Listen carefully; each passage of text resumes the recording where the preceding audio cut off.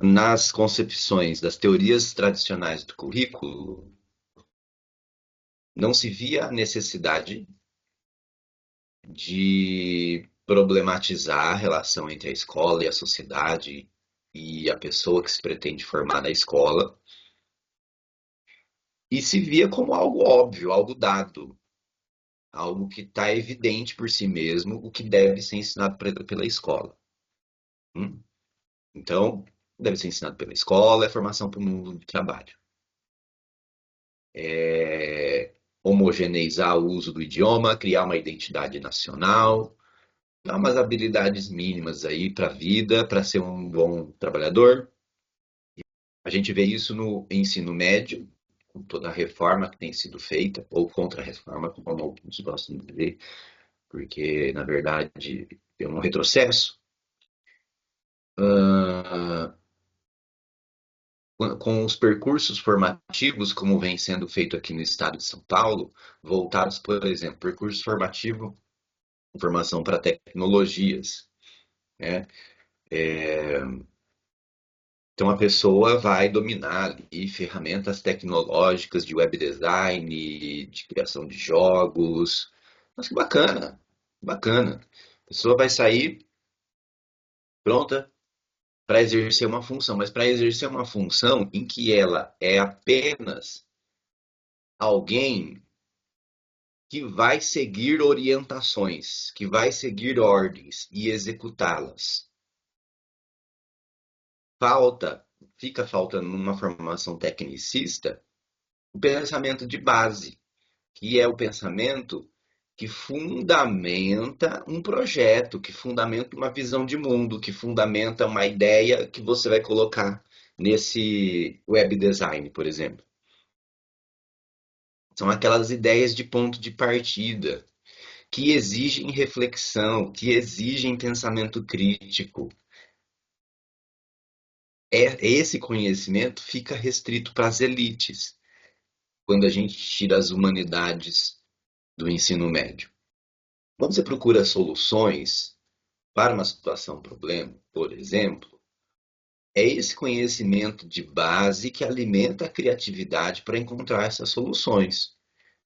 E aí então você restringe o acesso a esse conhecimento de base a quem manda, e esses que mandam bota toda essa galera que domina as ferramentas técnicas para executar o que eles estão mandando. As teorias tradicionais do currículo estão por aqui ainda, estão por aqui ainda. É que daí eles vão dando outros nomes. Eles não vão chamar de uma teoria com fundamento taylorista, porque vai pegar mal, né? O taylorismo lá, sistema industrial da década de 1920. Mas vão dar outros nomes aí. Estou tentando lembrar qual que é agora do estado de São Paulo. Mas cada gestão, né, cada ciclo de gestão, cada ciclo de governo inventa uma pedagogia nova, uma didática nova, que vai ser milagrosa, que vai salvar o ensino. Aí as teorias críticas que vão surgir ali no final dos anos 60, principalmente de fundamento marxista, né? O que é marxismo? É a teoria do Karl Marx. Então, é uma teoria que vai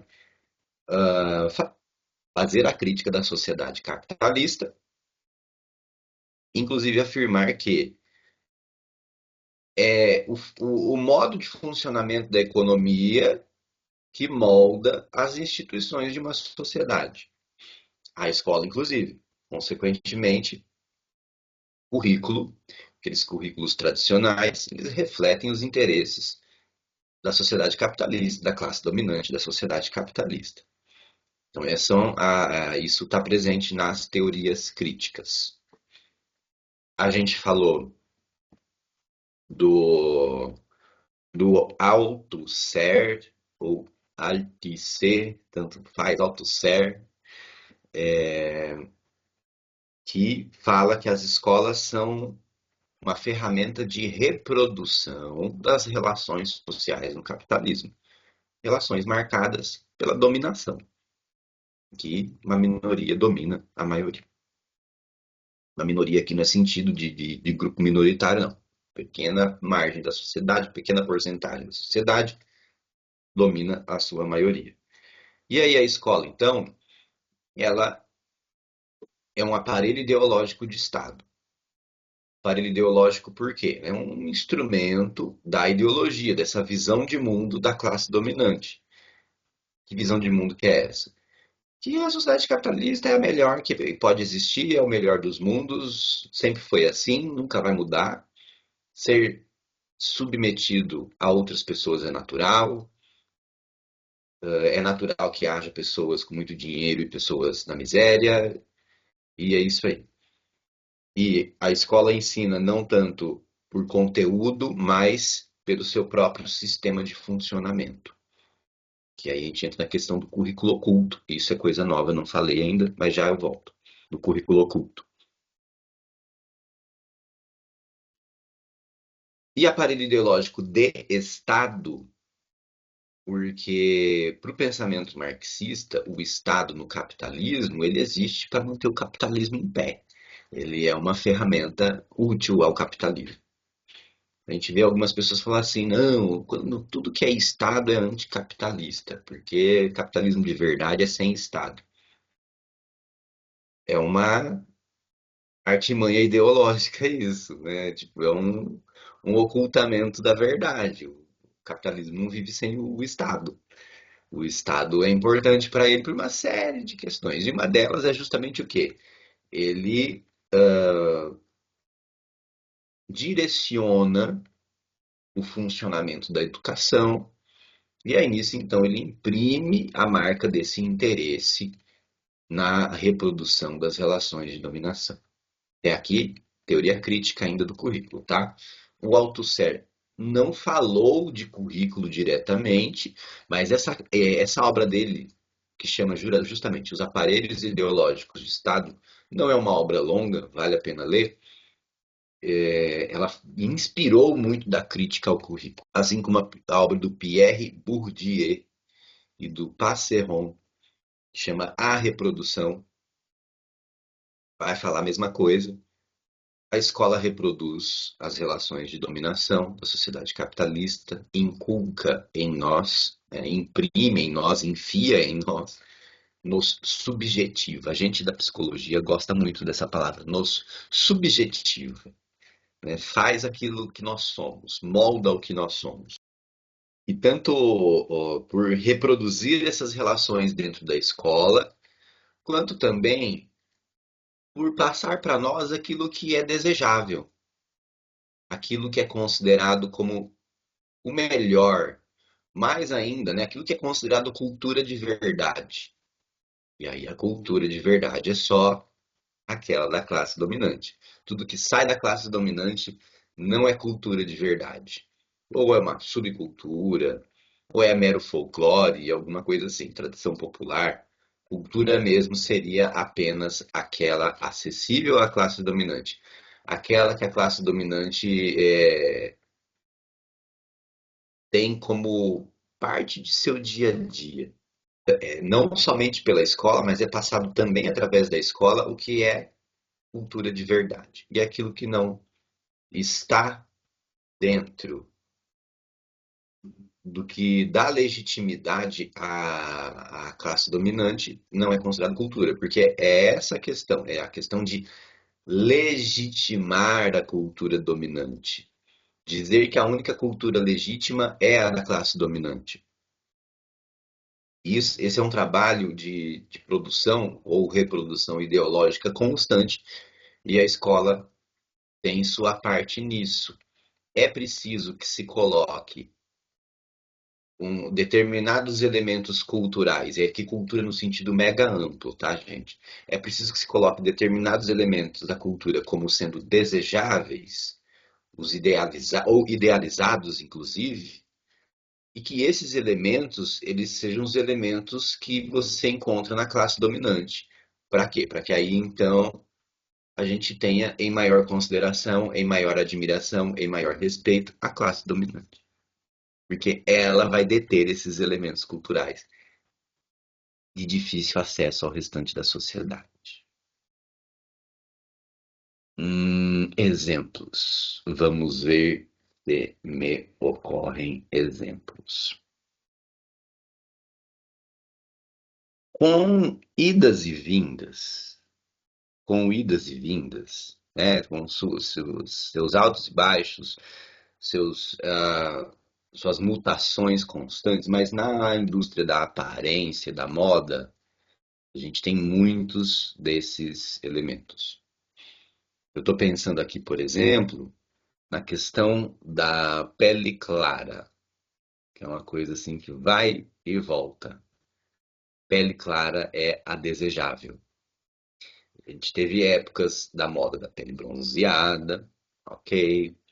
Existe aí hoje uma valorização da indústria cosmética em relação à pele negra. Mas a questão assim, como está voltando agora bastante cosméticos que prometem uma pele uniforme e preferencialmente brilhante. Vai deixar assim tudo clarinho. Por quê? Por quê? Porque pele clara é de quem não trabalha no pesado. Esse fetiche da pele clara em meio à classe burguesa, ele tem alguns séculos já. Justamente porque, né? Ou da delicadeza das mãos, mais para as mulheres, não é? Por quê? Porque são indícios de não precisar trabalhar. São indícios de não precisar trabalhar no pesado, ao menos. Entendeu? O dono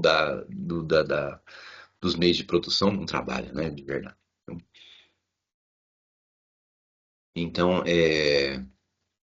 ah, outra de moda mais recente aí, né? Claro, né? Tô falando com o Brasil inteiro, tem variações regionais, obviamente. Então tá um pouco na moda aí o tênis branco. O tênis impecavelmente branco. Quem que trabalha e consegue manter um tênis impecavelmente branco? Mas a ideia é justamente essa, estabelecer padrões estéticos que sejam inalcançáveis para quem tem que trabalhar. Vão dar muito trabalho. Nossa, ficou feio isso, né? Vão ser muito difíceis, vão inclusive ocupar tempo, energia para a pessoa conseguir. A questão do corpo malhado, né? O corpo definido. A pessoa tem que ter tempo e recurso para isso. Tem pessoa que trabalha 44 horas por semana, fora o tempo para se deslocar ao trabalho. Fora o tempo para se deslocar ao trabalho. O pessoal das capitais, eu nem preciso explicar isso. O tempo que se leva para se deslocar até o trabalho. E do trabalho para casa também. Mas mesmo no interior, como aqui no interior de São Paulo, a realidade de tanta gente que trabalha em zona rural, trabalha em usina, né, trabalha em indústria e também pega ônibus. Aqui são os ônibus que a própria empresa oferece, ok? Mas é 1 hora e meia de deslocamento também. E como que você vai manter esses padrões estéticos? Como que você vai ter tempo para skincare? Como que você vai ter tempo pro treino? Nem fala mais malhar, né? Nem se exercitar é treino. Entende? E aí, a classe média alta, né? Vai aí manter em dia o treino, manter em dia a skincare, né? Isso lhe dá um peso de superioridade, inclusive de superioridade moral. Nossa, por que que pobre é gordo? Por que que pobre tem a pele ruim? Ai, não se cuidam. Eu tô imitando uma pessoa que eu ouvi há não muito tempo falar algo desse tipo, tá? Como se estivesse ao acesso de todo mundo ter a gama de recursos necessária para se manter esses padrões de aparência que eles são impossíveis de se atingir e há uma lógica, é necessário que eles sejam impossíveis de se atingir. É preciso que eles sejam impossíveis de se atingir. para continuar movimentando a indústria estética, a indústria do cosmético, etc., a indústria da malhação, da ginástica, sei lá que nome que eu dou agora para isso, do halterofilismo, e para que os poucos que consigam alcançar, estejam mesmo numa elite, algo que se admira, que, ó, entendeu? Chegou no inalcançável ali. E coloca essas pessoas, inclusive, numa superioridade moral. Já vi vídeo assim, né? Vídeos meio assim, você está em uma situação de obesidade porque quer, você não tem uma boa aparência porque quer, sabe? Tipo, é só responsabilidade sua, culpa é só sua, entendeu? Tipo, e na pessoa é, trabalha no horário que quer. Se a pessoa tem condições de pagar alguém para fazer a comida dela, tem condições para que limpe a casa dela. A gente está falando de famílias que não cuidam nem dos próprios filhos, pagam alguém para cuidar dos próprios filhos. Aí dá para ficar 2 horas todos os dias na academia e mais 1 hora todo dia fazendo skincare. Cuidados da pele, né? Cuidados da pele, skincare, cuidados da pele. Então tudo isso cria símbolos de distinção. Isso cria o capital simbólico. Isso cria esse capital que se carrega consigo, o chamado hábitus, com U mesmo, com a letra U, hábitus.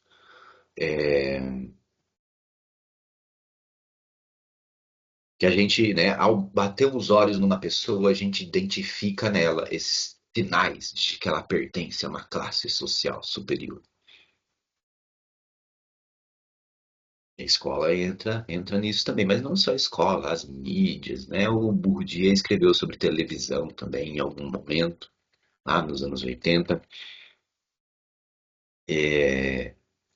Mas a escola tem o seu papel, basicamente sintetizando, porque a escola é pensada conforme os valores da classe dominante, mas ela é universal. A escola é universal, a escola é para todos. E aí, quem não é da classe dominante não estranha aquele ambiente, porque aquele ambiente tem valores, tem um jeito de ser, de agir, de se expressar, que não é o jeito das famílias populares, das famílias pobres, família classe média, média, assim por diante. E aí vai ter todo esse estranhamento. Como hoje no Brasil é obrigatório cumprir o ciclo escolar até o fim, e então assim, né, não era interessante continuar dando ferramentas de senso crítico para as classes populares no ensino médio. E aí houve, e continua havendo tentativas de se cortar as disciplinas de humanidades de forma geral. Então, isso aí tudo ainda é em relação às teorias críticas do currículo. Eu falei de currículo oculto. Eu vou pegar principalmente de um autor que é o Michael Apple, também conhecido como Miguel Maçã. É uma brincadeira. O Michael Apple, ele escreve sobre essa relação entre ideologia e currículo e, e estritamente, né, ele pega então as ideias que estavam fervilhando no começo dos anos 70 e vai escrever aí sim sobre currículo, tá? Só que assim, ele já começa a tentar superar uma visão que é muito conhecida como mecanicista, é, um problema do marxismo até década de 60, pegar que o Marx e o Engels descreveram do funcionamento da economia capitalista e enfiar em outros setores. Então, assim, a economia, ela dita, ela dirige como as coisas funcionam na sociedade, ok, mas isso não quer dizer que as diferentes instituições, os diferentes fenômenos que compõem uma sociedade também não tenham suas regras de funcionamento próprias. tem a sua própria dinâmica. É meio que assim, já que tudo é composto de átomos, então eu vou agir em nível atômico em todas as coisas? Não, tudo é composto de átomos. Mas quando eu pego essa caneca, eu não estou pegando átomos, eu não estou agindo em nível atômico nem molecular. Né? Eu estou agindo nessa totalidade que é a caneca. Então, assim, a escola responde a necessidades da sociedade capitalista? Sim. Ela é um aparelho ideológico? Sim. Mas isso não quer dizer, então, que a gente tem que assim, então o ponto acabou, não tem mais o que discutir, não tem mais o que discutir. Acabou, a sociedade capitalista manda na escola, então joga fora a escola, porque ela é criada, foi pensada para reproduzir as relações de dominação. Não, não é assim. Eu já vi. Ele é muito conhecido, eu posso citar nomes. Talvez ele tenha mudado de posição nos últimos anos, mas lá em 2009, 2008, 2009, eu vi o Newton Duarte. Newton Duarte ele é bastante conhecido, aí galera que curte Vygotsky, teoria histórico-cultural. Eu vi o Newton Duarte, cidade de Maringá, aqui no norte do Paraná, numa discussão assim com outro cara fodástico, que é o Castorina, da Argentina, e o Castorina é piagetiano. Mas falando, né, das limitações do ensino e o quanto o ensino é ideológico, o quanto o ensino, ao preconizar aquilo que é de interesse da classe dominante, não desenvolve de verdade as potencialidades das crianças, dos adolescentes, dos estudantes. Então, ali o debate, mas aí o Newton Duarte mata a conversa falando assim, gente, então, enquanto não houver a revolução e acabar a sociedade capitalista, o ensino é impossível. Mas fica assim, mano, mas também não, né? Aí também não. Tipo, aí também, porque daí, então eu vou cruzar os braços, vou pro meio do mato e ficar olhando o capitalismo desabar. Não, também não. A escola tem um papel super importante. E a gente tem que pensar esse papel, tem que criticar a relação que a escola tem com esses interesses de classe dominante. E essa crítica que permite que haja brechas para que a escola seja uma ferramenta extremamente interessante de socialização, de transmissão de conhecimentos, de construção de conhecimentos também. Então, essa crítica vai sendo feita aí ainda por pensadores marxistas como o Michael Apple. Ele vai usar um conceito super interessante que é o conceito de hegemonia, que não é dele, é do Gramsci. Mas a ideia de hegemonia é o quê? Então a sociedade capitalista, ela precisa estar o tempo todo brigando, lutando, para que a maioria das pessoas acredite nela, acredite na sociedade capitalista. Não é simples assim, é assim que funciona, vocês vão acreditar e ponto final. Não, é um processo de luta constante, de convencimento constante. E a escola é parte disso aí também, desse processo constante de convencer as pessoas de que a sociedade capitalista é necessária. Então não é algo assim, pronto, acabou, todo mundo acredita na sociedade capitalista. Não, isso não é assim. Isso quando se olha de perto, fenômenos educacionais mesmo, como o currículo, você encontra muitas contradições, lutas inclusive. Não é algo simples assim. Está tudo dominado. Não. Existem resistências. Existem resistências. E isso é importante para a gente ir para as teorias pós-críticas, tá? Antes de ir para as teorias pós-críticas, eu entrei nas ideias aqui do Michael Apple para falar de currículo oculto. Tema super importante quando a gente fala de currículo, tema que cai em concurso para Bedel. Aqui que é currículo oculto. Currículo oculto é que eu imprimi um currículo e escondi na minha gaveta? Não.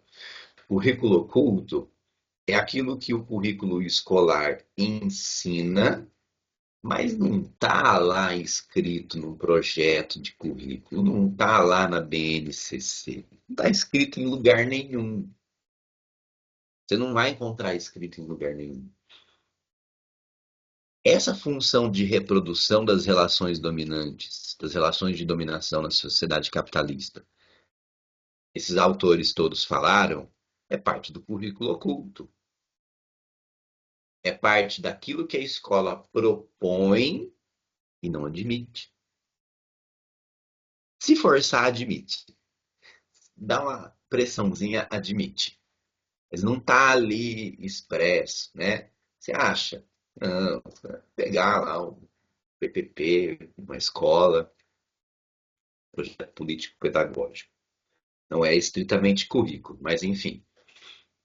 É um exercício que é super interessante fazer em algum momento, pegar um PPP da escola para ler, e aí falando assim, formação para a convivência democrática, os valores da cidadania. Ninguém vai falar assim, não, a gente está formando gente para trabalhar na fábrica, para ser obediente. Ninguém vai falar, não vai estar isso em lugar nenhum. Em lugar nenhum. Isso vem de um consenso tácito. Isso vem de uma ideia que o ensino comunga, que o ensino concorda, mas não admite. E como que ele ensina isso, então? Principalmente através das relações no seu dia a dia. Principalmente através de como que a escola funciona no seu dia a dia. Então a gente vai falar, olha, a escola é um espaço para formação de cidadãos preparados para a vida democrática. Tudo bem, ok. Mas para que eu esteja preparado para a vida democrática, é preciso que eu seja treinado na convivência democrática. E convivência democrática, de fato, é a gente poder se expressar, a gente poder alimentar o embate de ideias. Então a escola no papel fala. Estrada sofrida que me deixou sem coragem. Eu tenho que me decidir. Eu tenho que me decidir. Se eu desapego, se eu te nego, se eu... A gente fala que a escola, então, ela se volta para a construção de pessoas preparadas para a convivência democrática, mas a escola é uma estrutura, uma instituição de obediência, de silenciamento, daquela coisa ordeira, ou tenta ser, em massa, em massa, onde a pessoa ali, uma criança ou adolescente, acaba sendo um anônimo no meio de salas muito numerosas, e espera-se então que tudo o que ele faça é absorver conteúdos e obedecer ao que lhe é exigido. E isso não é formar para a democracia, porque formar para a democracia depende de construir autonomia. Sim, eu sei que eu estou simplificando um pouco as coisas, né? As escolas não são tão silenciosas de obedientes mais, mas o princípio continua valendo. O princípio continua valendo. E o bom ensino é esse da obediência, professor falando e alunos escutando. A gente insiste nesse modelo e esse modelo não funciona faz tempo. Mas por que que se mantém esse modelo? Não se consegue transmitir conteúdo. Não se consegue transmitir conteúdo, mas ele ainda é eficiente para a aprendizagem do currículo oculto. Se a gente não tem mais aquela obediência estrita, 100% ao professor, não tem, e não deve ter mesmo. Mas é aquele mínimo, que é acostumar-se a ficar confinado 8 horas por dia, que é o que o trabalho exige da gente, a escola cumpre. Molda a criança para ficar confinada 8 horas por dia, fazendo coisas aborrecidas, que não faz a mínima ideia do porquê que tem que fazer. Porque, basicamente, trabalho é isso. Para isso, a escola é eficiente. A escola é eficiente. Então faz muito, mas muito tempo que se verifica que não está funcionando mais.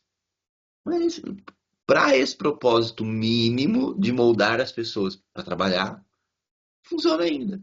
Então essa parte do currículo oculto está funcionando bem ainda. Então, então muda-se muito a maquiagem no ensino. É, as pedagogias milagrosas que cada governo lança. Só. Quando gestão, principalmente, quando gestão pede para fazer uma fala, para fazer algum mini curso, uma palestra, e entra nessa questão assim, nossa, né, o ensino tá um caos, o aluno não presta mais atenção, e que não sei o que, não sei o que lá, né?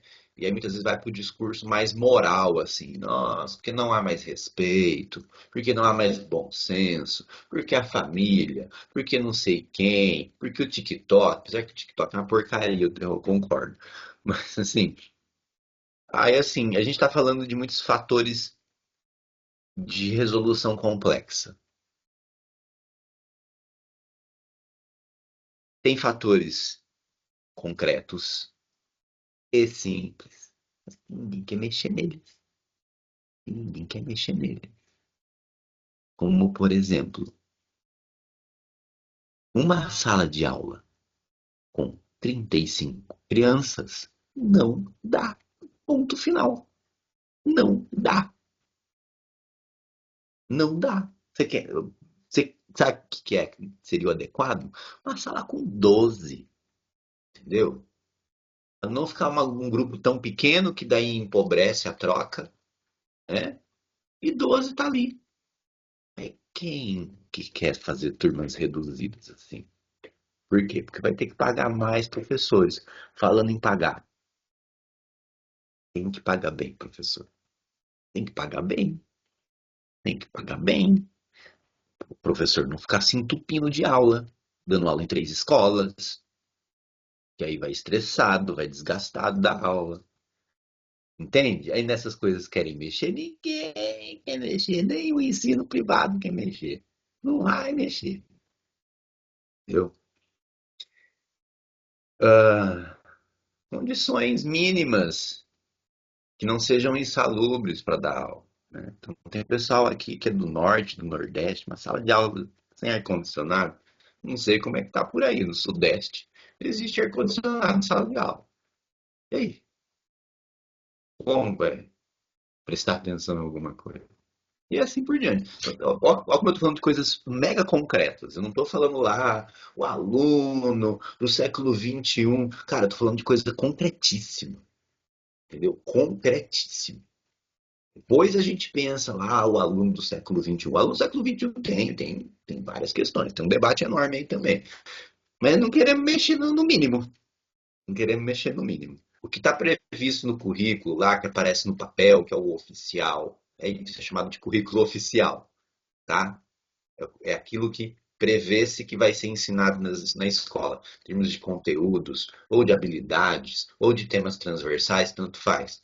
O oculto, então, é aquilo que a escola ensina, formata, molda no alunado, mas não admite. Não admite explicitamente. Está lá, mas está sendo feito, mas não está no currículo oficial. Vocês vão achar também a expressão currículo explícito, tá? Mas eu acredito que currículo oficial é a expressão mais comum. Mas aqui e ali, às vezes alguém vai ler algum artigo, vai se aprofundar no assunto, vai achar também a expressão currículo explícito, porque está explicitado, né? Está exposto. É o oficial, o do papel, digamos assim. E o oculto são as práticas de ensino, são as práticas das relações dentro da escola e o que essas relações ensinam o alunado. A gente está vendo um ensino se tornar cada vez mais tecnicista. Tecnicista quer dizer o quê? Como eu falei agora há pouco, é sem conhecimento de base. Então é o quê? É aprender procedimentos para produzir coisas e não pensar esses procedimentos e não pensar em como criar esses procedimentos, né? E a gente está vendo isso chegar às profissões mais intelectuais de uma forma muito rápida, acachatante, tá? Profissões que sempre foram marcadas por postura crítica, por produção de pensamento, estão se tornando também profissões de reprodução técnica. Então, quando, por exemplo, um sistema de ensino qualquer, como está no estado do Paraná, passa a apostila, dá e impõe a apostila e também impõe até o slide. E aí a sua aula vai ser assistida por um coordenador para que ele se certifique de que você está dando aula conforme aquele slide. Então, basicamente, o professor vira um papagaio. Um papagaio, tá? Papagaiando. Tá papagaiando. Não cria a própria aula. Não reflete, não pensa sobre aquilo que está falando. Não precisa. E não precisa. Tá assim, vamos ler ali. Vamos ler o que está ali no slide, que o Estado mandou, e é isso. E aí, então, profissões como a do professor estão se esvaziando dessa capacidade de pensar, de construir aquilo que faz. As ferramentas da chamada, aspas, inteligência artificial, que de inteligência não tem nada, estão acelerando a gente ir para esse caminho. Então, aprendendo a manipular a ferramenta de inteligência artificial, você consegue a produção do texto, da ideia, do projeto que se quer. E é isso aí. Claro que vai ficar uma porcaria. Mas, no nível da mera reprodutibilidade, da mera técnica, não importa tanta qualidade. Importa mais um produto barato mesmo. Então, assim, infelizmente eu vejo uma tendência a, a não se ensinar o pensar, nem mesmo o redigir. Vai se ensinar muito mais assim, ó, usando essas ferramentas aqui, essa ferramenta organiza as informações para você e te dá o produto. Pronto. Entende? E é isso aí. E eu não tenho uma resposta de como contornar isso no momento, honestamente. Lembrando, filho de rico não está fazendo trabalho com inteligência artificial, não. Os caras estão lá quebrando a cabeça. Por quê? Para dominar pensamento de base. Está aí ainda nas teorias críticas do currículo, brasileiríssimo Paulo Freire. E não, o método de ensino brasileiro nunca foi freiriano. Tá? E Paulo Freire, vocês devem ter visto aqui e ali em algum momento do seu curso de pedagogia.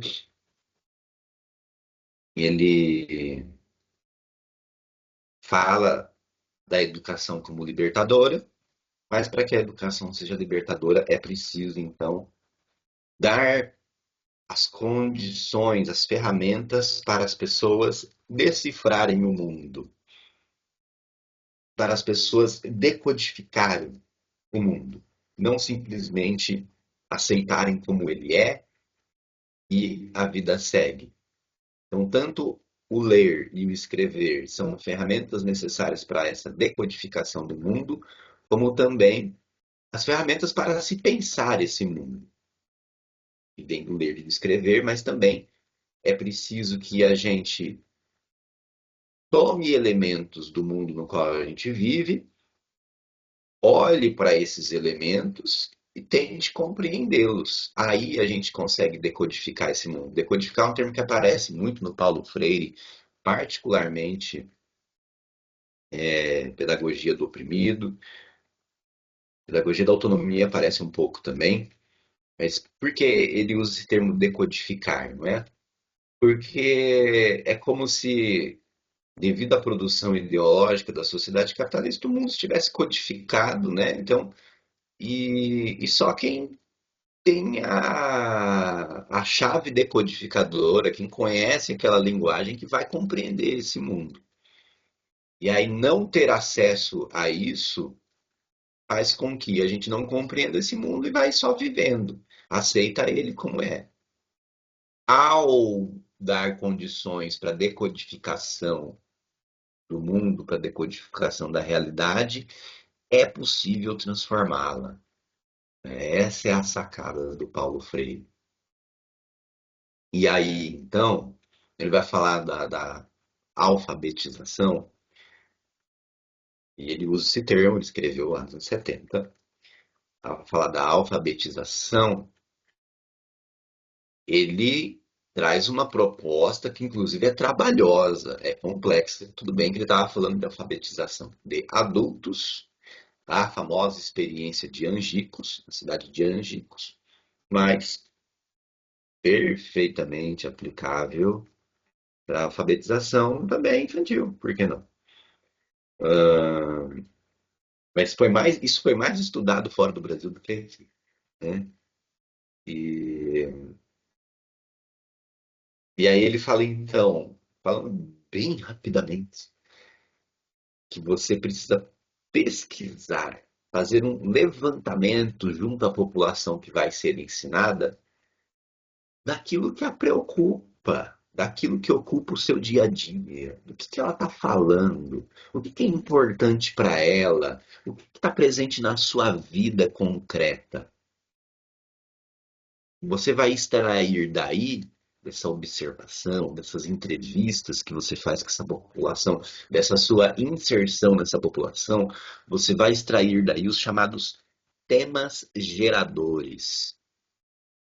E é a partir desses temas geradores você constrói a proposta de alfabetização.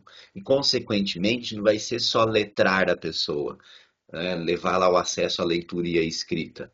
Mas esse acesso à leitura e à escrita é feito simultaneamente à decodificação da realidade, à compreensão crítica dessa realidade onde ela vive. Então, é do próprio Paulo Freire, famoso exemplo, né? Porque vovô viu a uva. Não lembro se é essa a frase, né? Simplesmente para se ensinar a letra V, para se ensinar esses fonemas aí. Então, a uva foi produzida por quem? Por que o vovô viu e não foi? Entendeu? Você leva a um questionar a realidade que é apresentada geralmente pelo ensino como algo que está pronto, é assim que funciona, simplesmente aceite. Então aí você, a partir dos temas geradores, você toma elementos da vida dessas pessoas para, a partir desses elementos, ensiná-las a ler e escrever. Eu lembro, eu na escola, como eu fiquei intrigado com o Z de zabumba. Zabumba, uma espécie de tambor. E aí você fala, ok, Z de zabumba, porque tem ali três vogais, tem fonemas simples, acessíveis para criança. Só que eu lembro de ficar coçando a cabeça assim, o que raios é uma zabumba? Eu nunca vi uma zabumba. Eu acho que eu não vi uma zabumba até hoje na minha vida. Estava lá, o Z de zabumba. Exemplo simples, até mesmo ingênuo, mas dessa distância da realidade que muitas vezes o ensino tem. E a proposta do Paulo Freire, trocando em miúdos, é partir da realidade das pessoas para ensiná-las. Parte daquilo que lhe é familiar.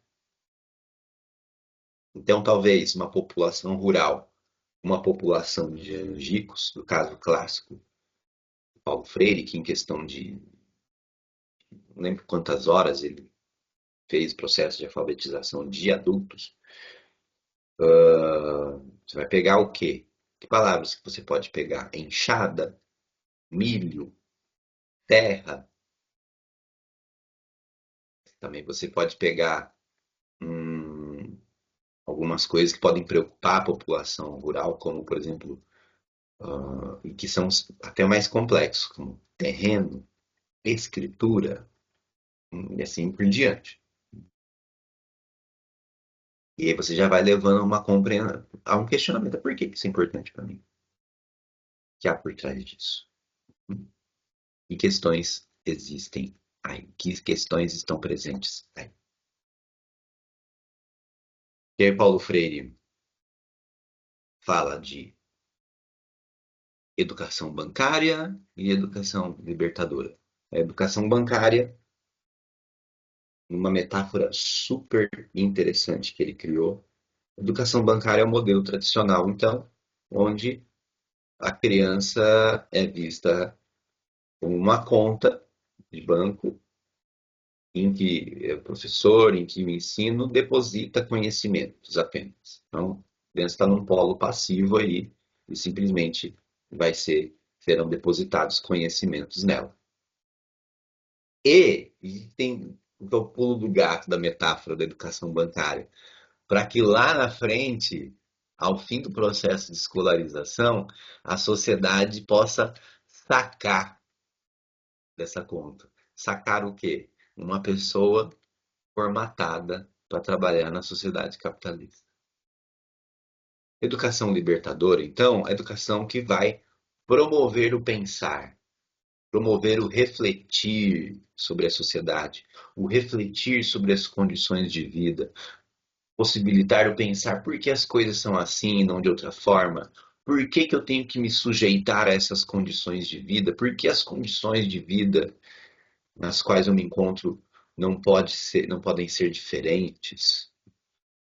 Para a educação ser libertadora, é preciso que o conhecimento se construa com, e não dessa maneira aí, então, do professor depositando, jogando o conhecimento na criançada, nos adolescentes, como um polo passivo e só recebe. A obra inteira do Paulo Freire é para debater que está em jogo numa educação libertadora, como fazer isso. Ele tem umas propostas muito concretas nas obras dele, não li tudo, né? Li algumas coisas. Mas ele tem algumas propostas muito concretas nas obras dele, inclusive sobre como que o povo professor age para uma educação libertadora, né? Não é uma permissividade, ele faz questão de dizer isso, que não é uma coisa permissiva do pode tudo. Obviamente não é uma postura autoritária, é uma postura de diálogo, de abertura, de tanto de ouvir, mas tem um momento em que o aluno tem que ouvir sim, o Paulo Freire fala. Não é confundir papéis, professor é professor, e a responsabilidade dele é trazer o cabedal do conhecimento e traduzi-lo para o público com o qual ele está trabalhando, fazendo esse diálogo com a realidade do público com o qual ele está trabalhando através dos temas geradores. Mas não é confundir papéis, professor é professor, aluno é aluno. Mas ele fala assim que o professor tem autoridade pelo papel que lhe é atribuído, pela responsabilidade que ele tem que assumir. E a responsabilidade do aluno, sim. Mas falando de maneira simples aqui, é fascinante. Que inclusive a gente usa em educação popular na saúde. As ideias, tenta usar, né, as concepções de Paulo Freire. Que a gente, nesse momento, eu estou envolvido na fundação, a abertura de um CAPS, de um Centro de Atenção Psicossocial. Tá? Foi fundado no final de maio. Então, recentíssimo. Então, é uma cultura nova a se instaurar na população. Uma cultura nova para se instaurar na rede da saúde. Como dialogar? Tem que partir da realidade, do que preocupa, do que está presente no cotidiano dessa população, para fazer esse trabalho, inclusive o trabalho preventivo em saúde. Eu, particularmente, tenho minhas resistências, tenho meus questionamentos filosóficos a tudo que bota um pós na frente, né? Pós-moderno, pós isso, pós aquilo. Mas as teorias pós-críticas, então elas, como que eu vou dizer? Elas desdobram ou ampliam o que as teorias críticas fizeram para entrar em debates que essa teoria mais marxistona, centrada no problema da sociedade capitalista, da economia capitalista, não faz. Ela vai, então, em pontos mais específicos. Eu disse ali que estou fazendo a transição para a teoria pós-críticas porque a colega citou a questão da ancestralidade, como diz o Krenak, ou seja, dos povos e das culturas indígenas, ou originários, a gente encontra essa expressão também, dos povos originários. Originários da onde? Originários dessa terra que a gente habita. Isso vai ser contemplado pelas teorias pós-críticas. E enquanto as teorias críticas estavam nessa problematização, que é importante, que é indispensável, tá? Mas as teorias pós-críticas vão dizer assim, está faltando as nuances, estão faltando aí que se contemple nesse debate a questão dos povos indígenas, a questão do povo negro, a questão da mulher, a questão da população não heterossexual e assim por diante. A gente, né, da LGBTI, a gente passa a se preocupar com o que o currículo está fazendo em relação aos excluídos.